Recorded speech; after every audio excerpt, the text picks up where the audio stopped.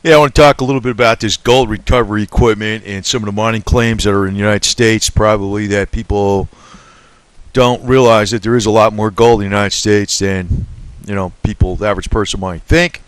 And also discuss a little bit about holding finished product from mines, like finished goods, in other words, gold, silver, or whatever, from the mines as a strategy.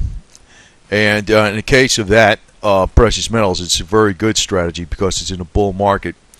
Anyway, first to begin on, and I saw, they used to have a product out here. It's from Extra Tech Mineral Concentration Equipment.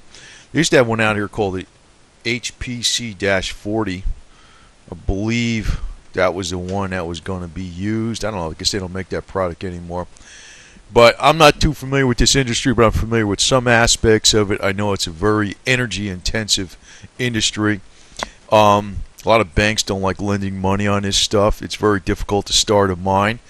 And if you was back in the old days when they didn't have so much regulation with the EPA and the Bureau of Land Management, it would be a hell of a lot easier to get a mine going. But you have, just like anything else in the United States, excess regulation is probably what's killing the U.S., more than anything, more than even the fiat dollar. This equipment is very slick, and basically, well, here's a picture of it. This is probably one of the better ways to do a mining operation, because you probably wouldn't have to deal with the EPA or Bureau of Land Management as much, versus doing like a large strip mine, when you're just taking off layers and layers of soil, because what you have to do is environmental impact studies. You're bringing in heavy equipment, so you can have road impact studies. There's a lot of people you got to hire. There's a lot of equipment that has to be maintained, so you got people that maintain the equipment. You got fuel storage.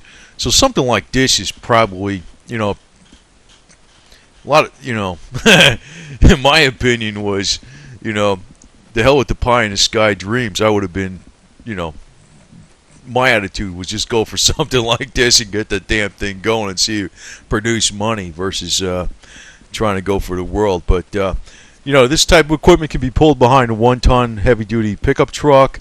It's well portable. It's expensive. It ain't cheap. I don't know what it costs, but I know it ain't cheap. But it's a hell of a lot less than the tens of millions of dollars for some other types of operation.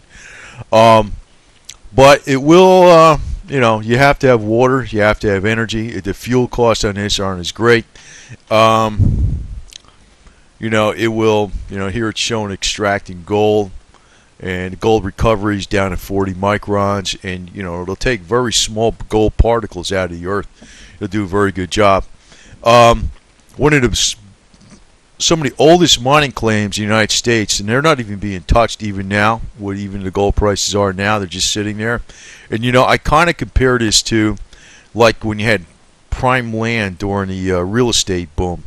What does a person do? They just sit on it. They don't want to sell it right away. Yeah, there's a whole bunch of, maybe this is what's going on.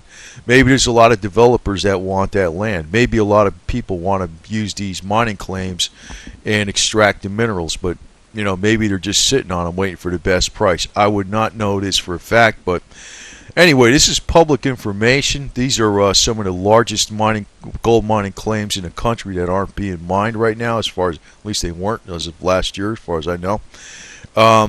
This is in Kern County, California. Santiago family, and I think this has been in the family like really long time, actually, and they're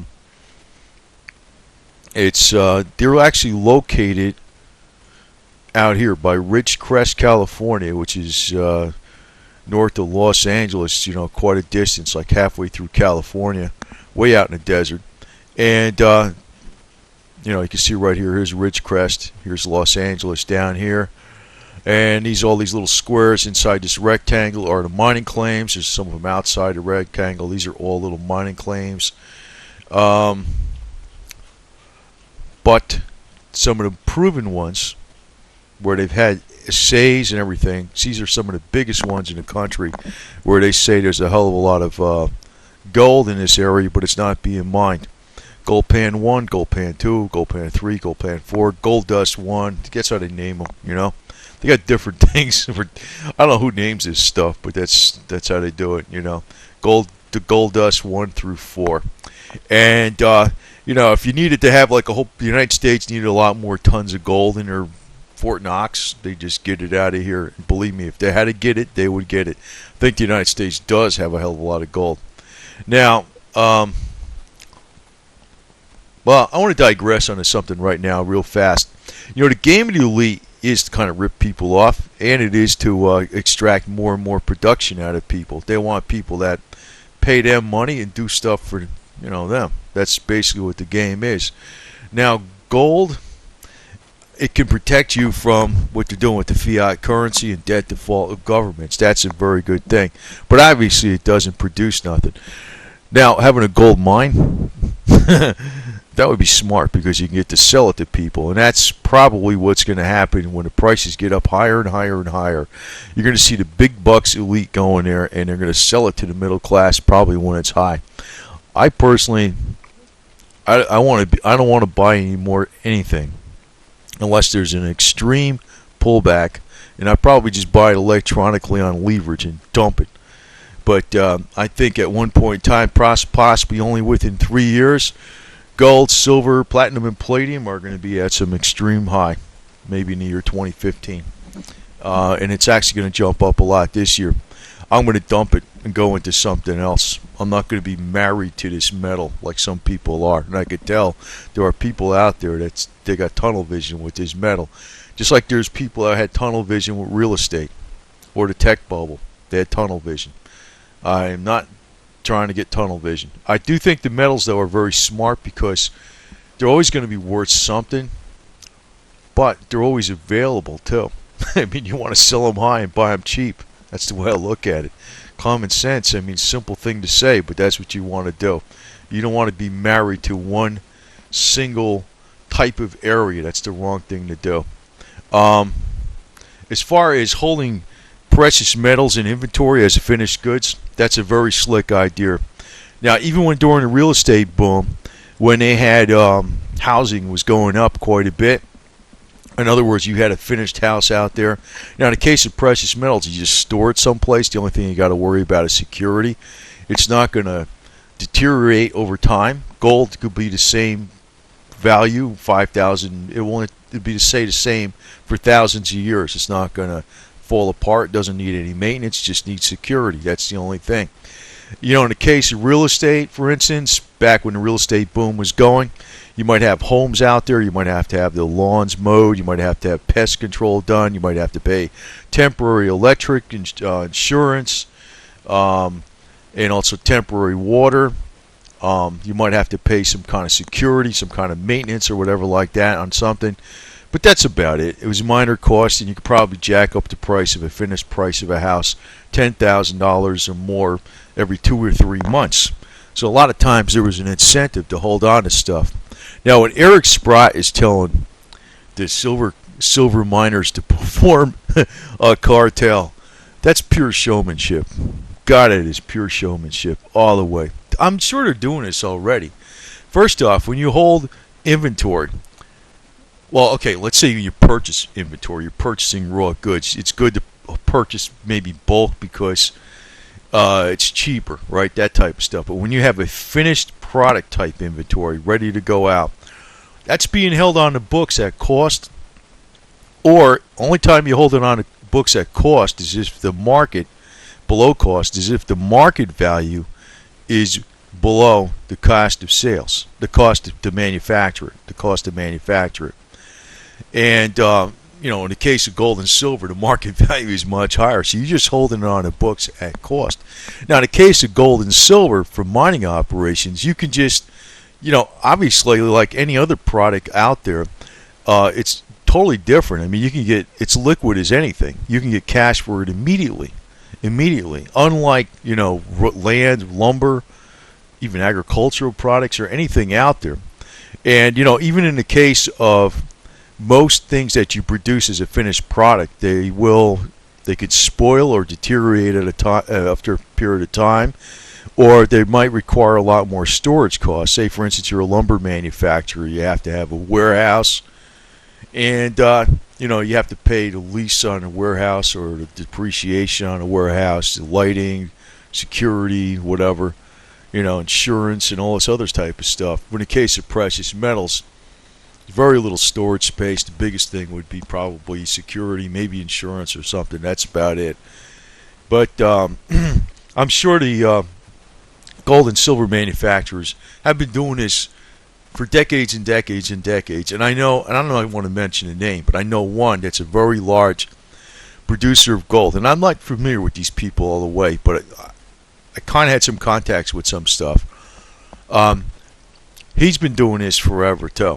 He's been doing this stuff forever. It's not nothing new that Eric Sprott is saying, form a cartel. They'll do this stuff. You know what? The real estate people did this stuff. They held on to the land longer at cost because they expected it to go up. They weren't, it wasn't that there was a cartel being formed. That's total BS. But another thing they do also, and I don't want to say too much about this, but they might have souvenir shops over around these gold mines and stuff, and they'll be selling different things, and a lot of those are cash basis. So that's another angle these guys have, and they know about this stuff, and they've been in the business a long time, and they know more angles than Eric Sprott, and they've been doing this for a very long time. So, well, I don't know what Eric Sprott's saying. I know he's talking about holding the inventory and forming a cartel and driving the price up. What they're doing is a simple procedure. I would do this.